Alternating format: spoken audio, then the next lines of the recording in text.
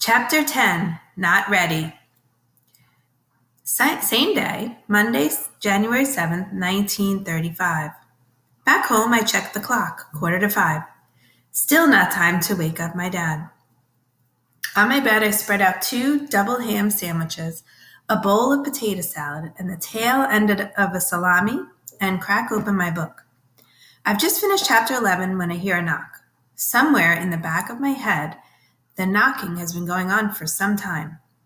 I run through the living room. Before I even open the door, I know who it is by whistling, wheezing, and breathing. "Mrs. Capone," I say, staring out at the big window framed against the green sea and the gloomy gray dusk. "You losing your hearing, Moose?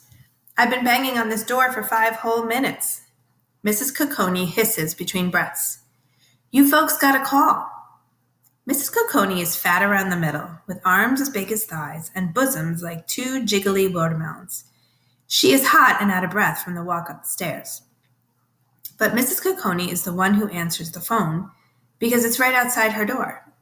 Given her size and her difficulty with stairs, she seems the wrong person to live in the apartment next to the phone, but nobody asked me. "Go on ahead," she wheezes, backing herself against the wall so I could squeeze by. I think about getting my dad, but he's been so tired. I don't have the heart to wake him early. There probably isn't time to get my mom, and she won't want to go outside with all this stinky permanent goop in her hair. At the foot of the stairs, I spot the receiver hanging down. "Hello, this is Matthew Flanagan," I say. "Matthew? You are..." The male voice hesitates. "Moose, sir. People call me Moose Flanagan." "Oh, yes, Moose. We met yesterday. This is Mr. Purdy, the headmaster at the Esther P. Marinoff School where your sister, Natalie, is enrolled. Is your mom or dad available?" "Not right now, sir," Mr. Purdy sighs. "All right, then. You'll need to give them a message. Natalie is not settling in as we had hoped. Tell them I'm terribly sorry, but as I explained to your mom, we were only taking her on a trial basis. They need to come and pick her up today.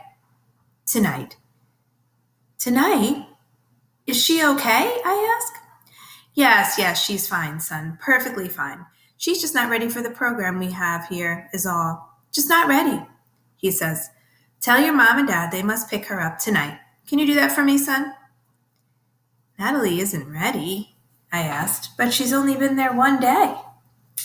36 hours, yes, I know. These things become clear rather quickly, I'm afraid. Have your parents call me if they have any questions. Otherwise, I will expect them this evening. The phone clicks in my ear and questions flood my brain. Why? What did she do? What happened? How could they know anything about Natalie in 1 day? They didn't even try.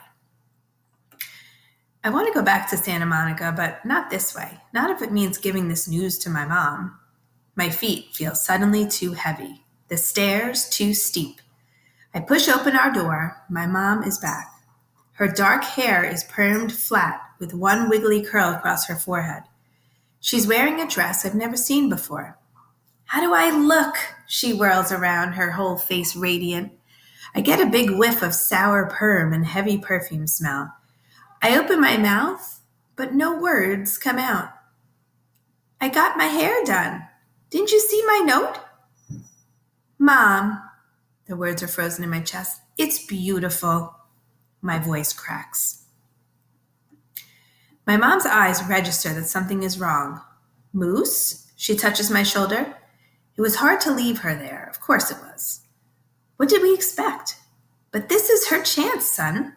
She's going to get better. I know it. I feel it. Right here. She pats her heart. I can't look at her. "Time to wake Dad," I mutter. The bed creaks when I sit down in my parents' dark room, but my dad doesn't stir. His hair seems to have slipped back on his head. It isn't growing thick and full across his forehead the way mine does. His bald spot, which used to be no bigger than a quarter, is now the size of a baseball. The creases in his face look deeper, too. I jiggle his arm. "Dad," I say, "we have to go pick up Natalie," Mr. Purdy called. "They don't want her at Esther P. Marinoff. She can't stay there, not even tonight." My father opens his eyes. He looks as if he's just stepped on a nail. Come again? He says. By the time I finish explaining the second time, he's sitting up in bed. Does your mom know?